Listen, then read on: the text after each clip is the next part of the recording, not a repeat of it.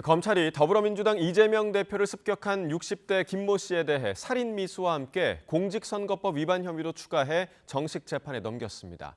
김 씨로부터 범행 동기가 담긴 문서 발송을 부탁받은 70대 외에는 배후나 공범이 없는 것으로 확인됐다고 밝혔는데 취재기자 연결해서 수사 결과 알아봅니다. 차상은 기자. 네, 부산입니다. 네, 수사 결과 구체적으로 전해주시죠.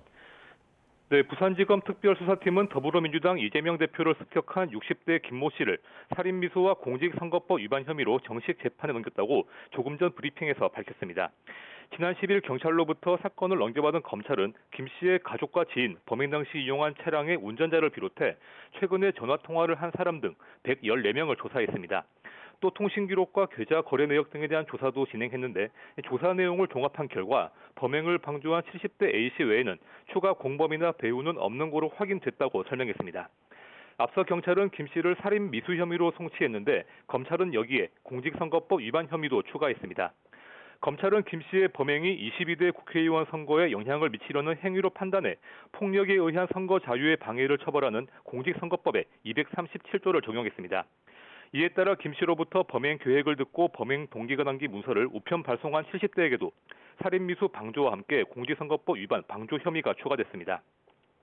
김 씨의 범행 동기와 정치적 신념의 배경은 경찰 수사 때보다 조금 더 구체적으로 공개됐습니다. 지난 2019년부터 공인중개사로 일한 김 씨는 영업부진과 주식투자 손실, 사무실 임대료 연체 등 경제적으로 어려운 상황이었습니다. 여기에 건강도 좋지 않았고 가족과도 오랜 기간 떨어져 살며 극단적인 정치 성향에 빠져들었다고 검찰은 설명했습니다.